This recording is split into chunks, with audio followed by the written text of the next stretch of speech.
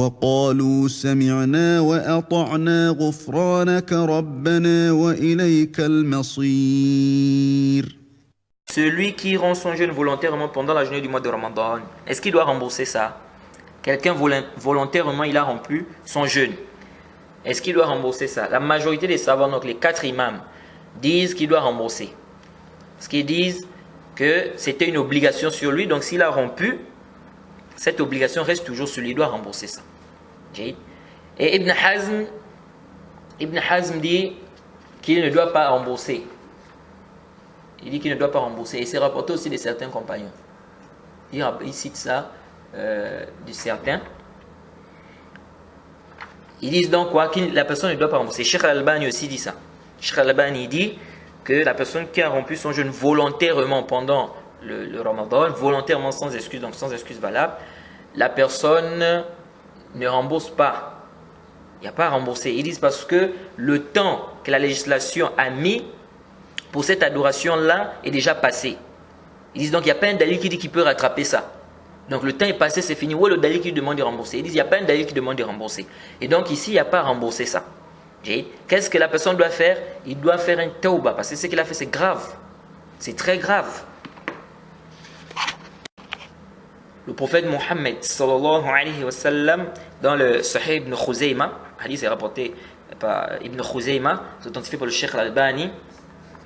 Le prophète dit qu'il a vu des gens qui étaient pendus par leurs chevilles avec des bouches tranchées et ensanglantées. Il a demandé qui sont ces gens. On lui a dit ce sont des gens qui rompent leur jeûne avant son terme. Ce sont des gens qui rompent leur jeûne avant son terme. Donc c'est grave. Hein? C'est-à-dire que tu es en jeûne, tu rends ton jeûne volontairement sans excuse valable. C'est très grave. Hein? Et si ça c'est pour celui-là qui a commencé à jeûner et qui rompt, c'est-à-dire si ce châtiment-là c'est pour celui qui a commencé à jeûner puis qui rompt, que dire de celui-là qui ne jeûne même pas? C'est pourquoi Cheikh Al-Albani, dans le Sislat Sahiha, au tome 7, il a dit quoi là-bas? Il a dit, ça c'est le châtiment de celui qui jeûne puis rompt volontairement avant le moment de la rupture du jeûne. Donc sans excuse valable. Il dit alors, comment sera la situation de celui qui ne jeûne pas du tout? Est-ce que vous voyez?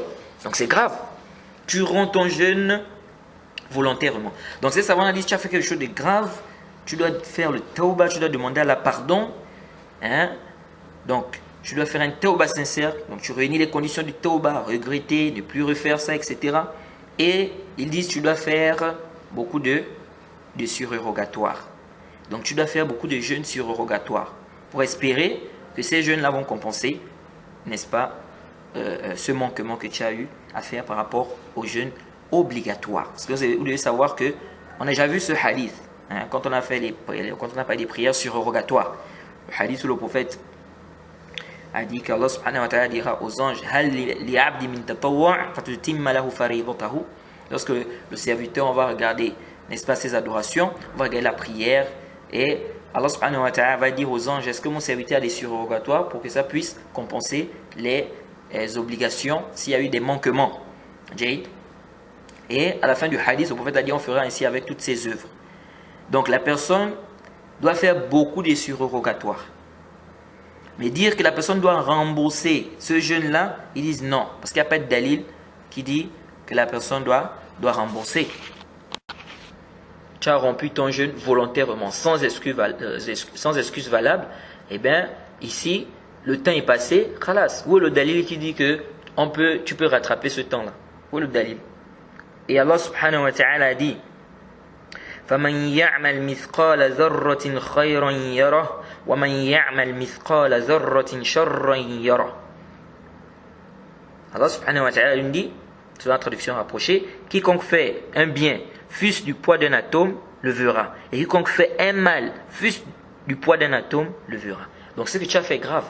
Donc tu dois demander à Allah subhanahu wa ta'ala pardon sincèrement. Jade. Et tu ne dois plus recommencer cela. Quant au fait de rembourser, ces savants-là te disent, donc Cheikh Al-Albani, Ibn Hazm et bien d'autres, te disent il n'y a pas à rembourser ce jour-là. Il n'y a pas à rembourser ce jour-là.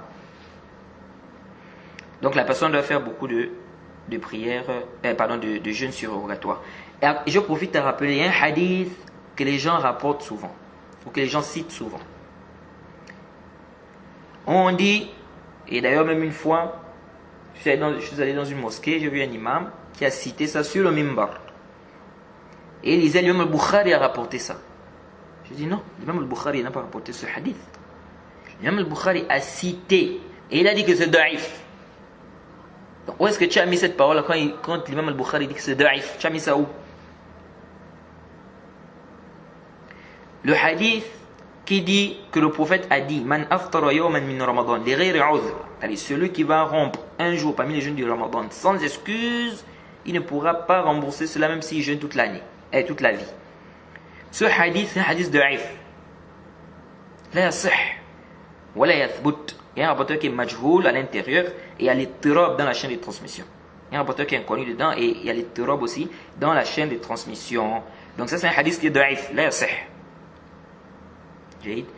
C'est pas un hadith authentique.